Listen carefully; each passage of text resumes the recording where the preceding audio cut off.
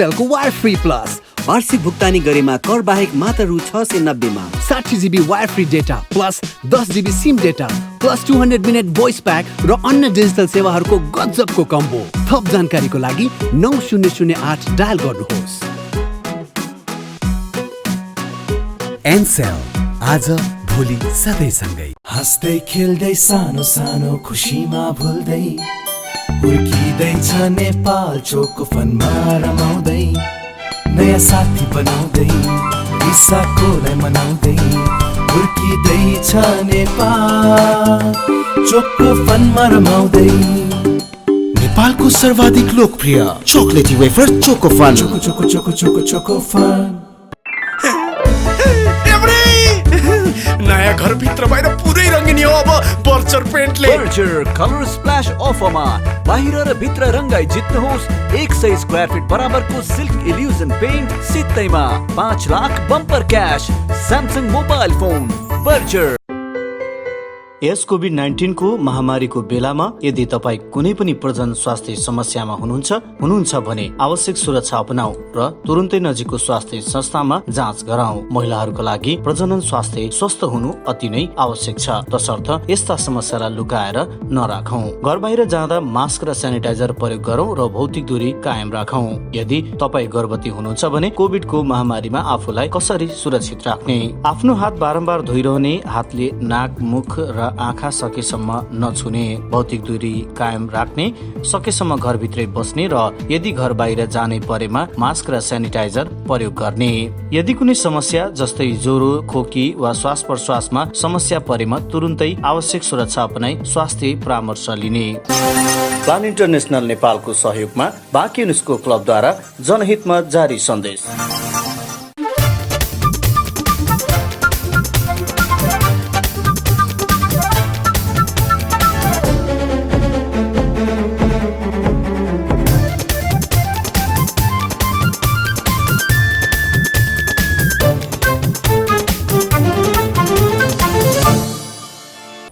नमस्कार, भाग्यश्री समाचारमा तपाईलाई स्वागत छ। म नरेन्द्र थापा। सुरुमा समाचारका मुख्य शीर्षकहरू।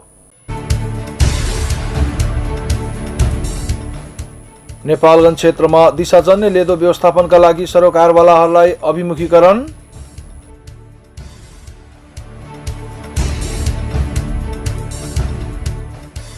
पेशागत स्वास्थ्य सुरक्षा र विकास सम्बन्धी सरसफाई कर्मीहरूलाई नेपालगञ्जमा 2 दिने तालिम प्रदान।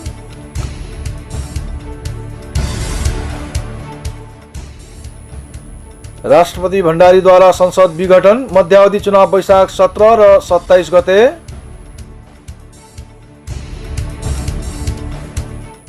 नेपालमा आइतबार थप 588 जनामा कोरोना संक्रमण पुष्टि, कुल संक्रमित संख्या 2,53,772।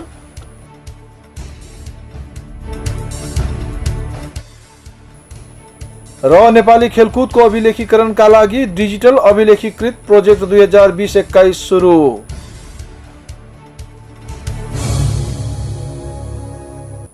समाचारमा स्वागत छ। अब समाचार विस्तारमा। नेपालगञ्ज उपमहानगरपालिका क्षेत्रमा दिशाजन्य लेदो व्यवस्थापनका लागि सरोकारहरूलाई अभिमुखीकरण गरिएको छ।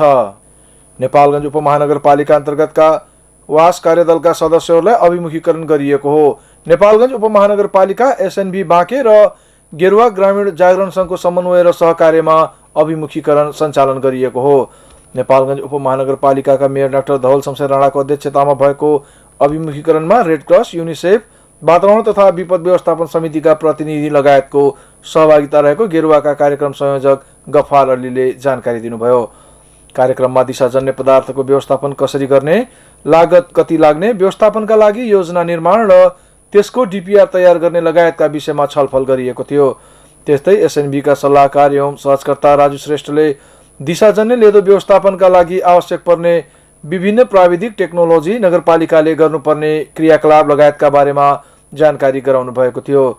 मेयर राणाले नेपालगञ्ज क्षेत्रमा दिशाजन्य लेदो व्यवस्थापनका लागि एसएनबीको सहयोगमा डीपीआर तयार भइरहेको जानकारी दिनुभयो। त्यसैगरी गेरुवाका अध्यक्ष कृष्णजङ शाहले बाँकेमा सरसफाईको क्षेत्रमा नगरपालिकासँग सहकार्य गर्दै गेरुवाले विभिन्न उपलब्धिमूलक काम गरेको जानकारी दिनुभयो। कार्यक्रममा उपमहानगरपालिकाका प्रमुख प्रशासकीय अधिकृत ओम बहादुर खड्का, वातावरण इन्जिनियर प्रकाश डिसी, नेपालगञ्जका वडाध्यक्षहरू लगायतको उपस्थिति रहेको थियो। पेशागत स्वास्थ्य सुरक्षा र विकास सम्बन्धी सरसफाई कर्मीहरूलाई नेपालगञ्जमा 2 दिने तालिम प्रदान गरिएको छ। स्वास्थ्य र विकासका लागि नगर सरसफाई तथा स्वच्छता परियोजना अन्तर्गत उक्त तालिम दिइएको हो। नेपालगञ्ज उपमहानगरपालिका, एसएनबी बाँके, वास एसडीजी र गेरुवा ग्रामीण जागरण सङ्घको समन्वय र सहकार्यमा कार्यक्रम सञ्चालन गरिएको बताइएको छ। तालिममा निजी क्षेत्रका सरसफाई कर्मी र नेपालगञ्ज उपमहानगरपालिका अन्तर्गत सरसफाइका क्षेत्रमा काम गरिरहेका 10 जनालाई सो सम्बन्धी तालिम प्रदान गरिएको हो। एसएनबीका सल्लाहकार कैलाश शर्माले तालिममा सहजीकरण गर्नुभएको छ।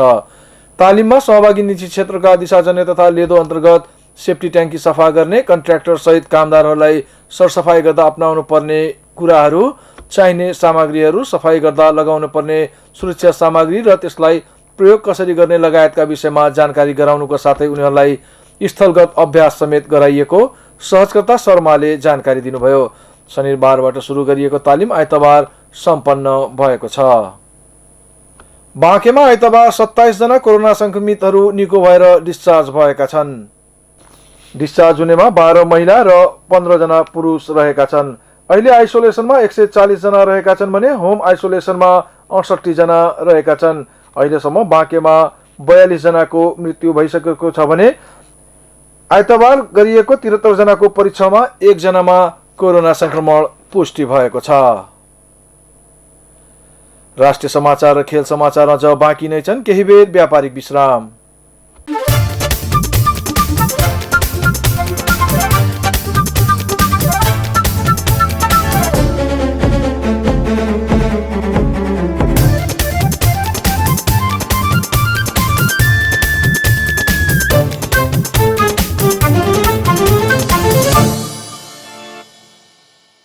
एनसेलको वायर फ्री प्लस वार्षिक भुक्तानी गरेमा कर बाहेक मात्र रु 690 मा 60 GB wire free data plus 10 GB SIM data plus 200 minute voice pack र अन्य डिजिटल सेवाहरूको गजबको कम्बो। थप जानकारीको लागि 9008 डायल गर्नुहोस्।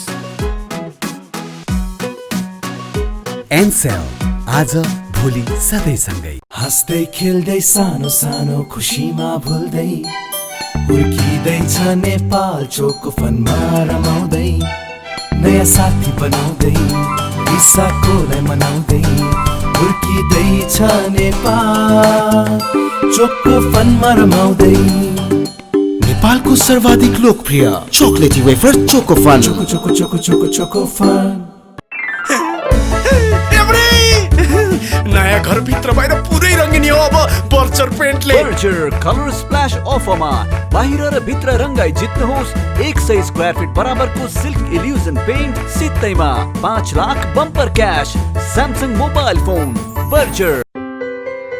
यस कोभिड-19 को महामारीको बेलामा यदि तपाईँ कुनै पनि प्रजन स्वास्थ्य समस्यामा हुनुहुन्छ भने आवश्यक सुरक्षा अपनाऊ र तुरुन्तै नजिकको स्वास्थ्य संस्थामा जाँच गराऊ। महिलाहरूका लागि प्रजनन स्वास्थ्य स्वस्थ हुनु अति नै आवश्यक छ, तसर्थ यस्ता समस्यालाई लुकाएर नराखौं। घर बाहिर जाँदा मास्क र सेनिटाइजर प्रयोग गरौं र भौतिक दूरी कायम राखौं। यदि तपाईँ गर्भवती हुनुहुन्छ भने कोभिडको महामारीमा आफूलाई कसरी सुरक्षित राख्ने? आफ्नो हात बारम्बार धोइरहने, हातले नाक, मुख र आँखा सकेसम्म नछुने, भौतिक दूरी कायम राख्ने, सकेसम्म घरभित्रै बस्ने र यदि घर बाहिर जानै परेमा मास्क र सेनिटाइजर प्रयोग गर्ने।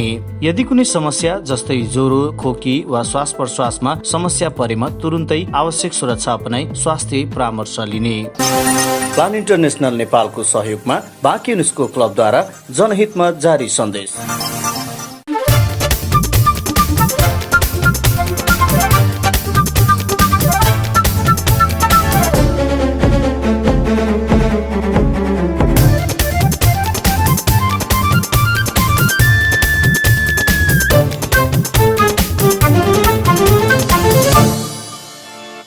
विश्रामपछि समाचारमा पुनः स्वागत छ। अब बाँकी समाचार। सरकारको सिफारिसमा राष्ट्रपति विद्यादेवी भण्डारीले संसद विघटन गर्नुभएको छ। राष्ट्रपतिको कार्यालय शीतल निवासले आइतबार विज्ञप्ति जारी गर्दै संसद विघटन गरेको जानकारी दिएको छ। यसअघि आइतबार नै मन्त्री परिषद बैठकले संसद विघटनका लागि राष्ट्रपति समक्ष सिफारिस गर्ने निर्णय गरेको थियो। संसद विघटनसँगै राष्ट्रपति विद्यादेवी भण्डारीले 2 चरणमा प्रतिनिधि सभा निर्वाचनको मिति पनि तय गर्नुभएको छ। 2078 वैशाख 17 र 27 गते प्रतिनिधि सभामा चुनावको मिति तोकिएको राष्ट्रपति कार्यालयले जनाएको छ। संसद विघटनपछि बालवाटार पुग्नुभएका नेकपा अध्यक्ष पुष्पकमल दाहाल प्रचण्डसँग भेट्न प्रधानमन्त्री केपी ओलीले अस्वीकार गर्नुभएको छ। प्रचण्डका प्रेस संयोजक विष्णु सापकोटाले प्रधानमन्त्री ओलीले अध्यक्ष प्रचण्डसँग भेट्न नमानेको बताउनुभयो। उहाँले संसद विघटनको सिफारिस गरेर प्रधानमन्त्री केपी शर्मा ओलीले गणतन्त्रमाथि कु गरेको प्रचण्डको धारणा रहेको जानकारी दिनुभयो। संसद विघटन गर्ने प्रधानमन्त्रीको निर्णयपछि प्रचण्ड बालवाटार पुग्नु भएको थियो। नेपालमा आइतबार थप 588 जनामा कोरोना संक्रमण पुष्टि भएको छ। यो सँगै नेपालमा कोरोना संक्रमितको संख्या 2,53,772 पुगेको छ। त्यस्तै कोरोनाका कारण थप 11 जनाको मृत्यु भएको छ भने हालसम्म नेपालमा 1,788 जनाले कोरोनाका कारण ज्यान गुमाइसकेका छन्। नेपालमा थप 1,097 जना कोरोना मुक्त हुँदा कोरोनालाई जित्नेको संख्या 2,43,664 पुगेको छ। नेपालमा हालसम्म 8,320 जना आइसोलेसनमा रहेका छन् भने 421 जना क्वारेन्टाइनमा रहेका छन्। हालसम्म नेपालमा 18,70,830 वटा PCR गरिएको मन्त्रालयले जनाएको छ। प्रधानमन्त्री केपी शर्मा ओलीले संसद विघटन गरेपछि सरकारमा रहेका 7 मन्त्रीले पदबाट राजीनामा दिएका छन्। आइतबार सिंहदरबारमा पत्रकार सम्मेलन गर्दै ऊर्जा मन्त्री वर्षमान पुन, खानेपानी मन्त्री बीना मगर, वन मन्त्री शक्ति बस्नेत, कृषि मन्त्री घनश्याम भुषाल, पर्यटन मन्त्री योगेश भट्टराई, शिक्षा मन्त्री गिरिराज मणि पोखरेल र श्रम तथा रोजगार मन्त्री रामेश्वर राय यादवले पदबाट राजीनामा दिनुभएको हो। प्रधानमन्त्रीको असंवैधानिक कदममा असहमति जनाउँदै राजीनामा दिइएको उनीहरूले बताएका छन्। पत्रकार सम्मेलनमा पोखरेलले प्रधानमन्त्रीको कदमप्रति असहमत जनाउँदै राजीनामा दिएको बताउनुभयो। त्यस्तै वर्षमान पुनले आफूहरूले कुनै आवेगमा आएर राजीनामा नदिएको उल्लेख गर्नुभयो। प्रधानमन्त्रीलाई गल्ती सच्याउन दबाव होस् भन्ने र सामूहिक राजीनामा दिएको उहाँले बताउनुभयो। त्यस्तै घनश्याम भुषालले प्रधानमन्त्रीको कदम कम्युनिस्ट राजनीतिका लागि मात्रै नभएर अग्रगामी वामपन्थी र उदारवादी राजनीतिकै लागि सङ्कट भएको बताउनुभयो। राजीनामा दिनेमा प्रचण्ड र नेपाल पक्षका मन्त्रीहरू रहेका छन्। यसअघिका माओवादी खेमाका गृहमन्त्री रामबहादुर थापा र उद्योग मन्त्री लेखराज भट्टले भने राजीनामा दिनुभएको छैन। नेपाल कम्युनिस्ट पार्टी नेकपाको स्थायी कमिटी बैठकले पार्टी अध्यक्ष केपी शर्मालाई अनुशासनको कारबाहीका लागि सिफारिस गरेको छ। प्रधानमन्त्री निवास बालवाटारमा बसेको बैठकले ओलीलाई कारबाहीका लागि केन्द्रीय कमिटीमा सिफारिस गर्ने निर्णय गरेको प्रवक्ता नारायण काजी श्रेष्ठले जानकारी दिनुभयो। ओलीलाई अनुशासनको कारबाहीका लागि केन्द्रीय कमिटीमा प्रस्ताव लग्ने, त्यसका लागि पुस 7 गते केन्द्रीय कमिटीको बैठक आह्वान गरिएको उहाँले बताउनुभयो। प्रधानमन्त्री ओलीले संसद विघटन गरेर अलोकतान्त्रिक जनादेश विरुद्ध कार्य गरेको ठहर गर्दै स्थायी कमिटीले त्यस्तो निर्णय गरेको उहाँले बताउनुभयो। उहाँले प्रधानमन्त्रीको कदम विरुद्ध कानुनी उपचार खोज्ने निर्णय भएको पनि जानकारी दिनुभयो। उहाँले सोमबार 1 बजे संसदीय दलको बैठक बस्ने र सोमबार नै दिउँसो 3 बजे स्थायी कमिटी बैठक बस्ने जानकारी पनि दिनुभयो। बैठकले पूर्व सभामुख कृष्णबहादुर महरालाई स्थायी कमिटीमा मनोनयन गर्ने निर्णय समेत गरेको छ। बैठकमा ओली पक्षका नेताहरू भने सहभागी भएका थिएनन्।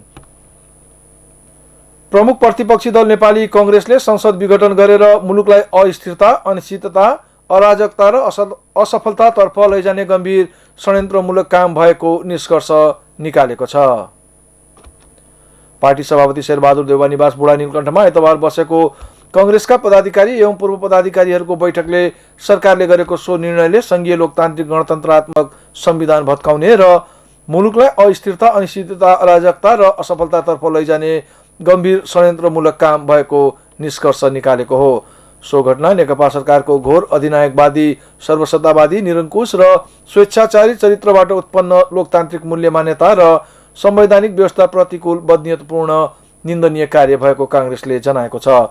प्रारम्भदेखि नै असफलतातर्फ उन्मुख सरकारको यो कदम संवैधानिक मूल्य र लोकतान्त्रिक मान्यता विपरीत कार्यहरूको श्रृङ्खलाको निरन्तरता भएको कांग्रेस वरिष्ठ नेता रामचन्द्र पौडेलले जानकारी दिनुभयो। त्यस्तै सरकारले संवैधानिक निकायमा गरेको नियुक्तिको अपारदर्शी भएको भन्दै तत्काल फिर्ता लिन आग्रह समेत गरिएको उहाँले बताउनुभयो। पछिल्लो घटनाक्रम र थप रणनीति बनाउन कांग्रेस पुस 7 गते केन्द्रीय कार्यसमिति बैठक बोलाउने निर्णय पनि गरेको छ। मुलुकको संघीय लोकतान्त्रिक गणतन्त्रात्मक संसदीय शासन व्यवस्था र संविधानको संरक्षण गर्दै मुलुकलाई सही मार्गमा डोर्याउन आफ्ना सबै प्रयत्न केन्द्रित गर्ने प्रतिबद्धता कांग्रेसले जनाएको छ। हामी समाचारको अन्ततिर छौं। अब खेल समाचार। नेपाली खेलकुदको अभिलेखीकरणका लागि डिजिटल अभिलेखीकृत प्रोजेक्ट 2020 र 21 सुरु गरिएको छ। नेपाल ओलम्पिक कमिटी र नेपाल ओलम्पिक संग्रहालयको पहलमा अन्तर्राष्ट्रिय ओलम्पिक कमिटी अन्तर्गतको आईओसी ओलम्पिक सोलिडारिटी कार्यक्रम अन्तर्गत सुरु हुन लागेको हो। ओलम्पिक कमिटीले विज्ञप्ति मार्फत नेपाली खेलकुदको इतिहासमा पहिलो पटक हुन लागेको परियोजनाले नेपाली खेलकुदको इतिहास अभिलेखीकृत गर्ने बताएको छ। यस अन्तर्गत ओलम्पिक संग्रहालयले नेपाली खेलकुदको सुरुवाती अवस्थादेखि हालसम्म खेल गतिविधि, सहभागिता र उपलब्धिबारे अभिलेख राख्दै आएको छ। त्यस्तै नेपाली खेलाडी तथा खेल संघ बारेमा ती अभिलेखलाई अब डिजिटल आर्काइभमा सुरक्षित राख्ने तयारी रहेको पनि कमिटीले जनाएको छ। अहिलेलाई बागेश्वरी समाचार सकिएको छ। समाचार सक्नुअघि प्रमुख समाचारका शीर्षकहरू पुनः एकपटक। नेपालगञ्ज क्षेत्रमा दिशाजन्य लेदो व्यवस्थापनका लागि सरोकारवालाहरूलाई अभिमुखीकरण।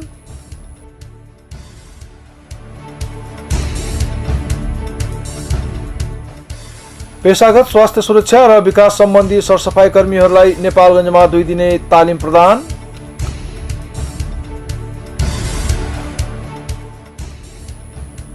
राष्ट्रपति भण्डारीद्वारा संसद विघटन, मध्यावधि चुनाव वैशाख 17 र 27 गते।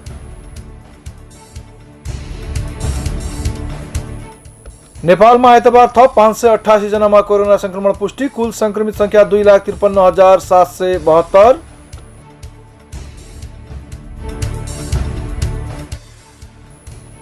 र नेपाली खेलकुदको अभिलेखीकरणका लागि डिजिटल अभिलेखीकृत प्रोजेक्ट 2020-21 सुरु।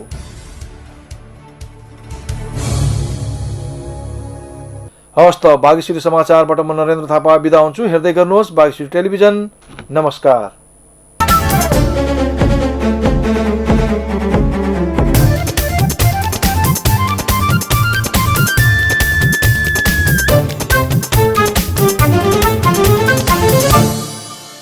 एनसेलको वायर फ्री प्लस वार्षिक भुक्तानी गरेमा कर बाहेक मात्र रु 690 मा 60 GB wire free data plus 10 GB SIM data plus 200 minute voice pack र अन्य डिजिटल सेवाहरूको गजबको कम्बो। थप जानकारीको लागि 9008 डायल गर्नुहोस्। एनसेल, आज भोलि सधैँ सँगै। हाँस्दै खेल्दै सानो सानो खुसीमा भुल्दै हुर्किँदैछ नेपाल चोको फनमा रमाउँदै, नयाँ साथी बनाउँदै विशाखोलाई मनाउँदै हुर्किँदैछ नेपाल चोको फनमा रमाउँदै। नेपालको सर्वाधिक लोकप्रिय chocolatey wafer Choco Fun. Choco Choco Choco Choco Choco Fun. नयाँ घर भित्र बाहिर पुरै रङ्गिनी हो अब बर्चर पेन्टले। बर्चर कलर स्प्ल्याश अफरमा बाहिर र भित्र रङ्गाई जित्नुहोस्। 100 स्क्वायर फिट बराबरको सिल्क इल्युजन पेन्ट सित्तैमा 5 lakh bumper cash. Samsung mobile phone. बर्चर।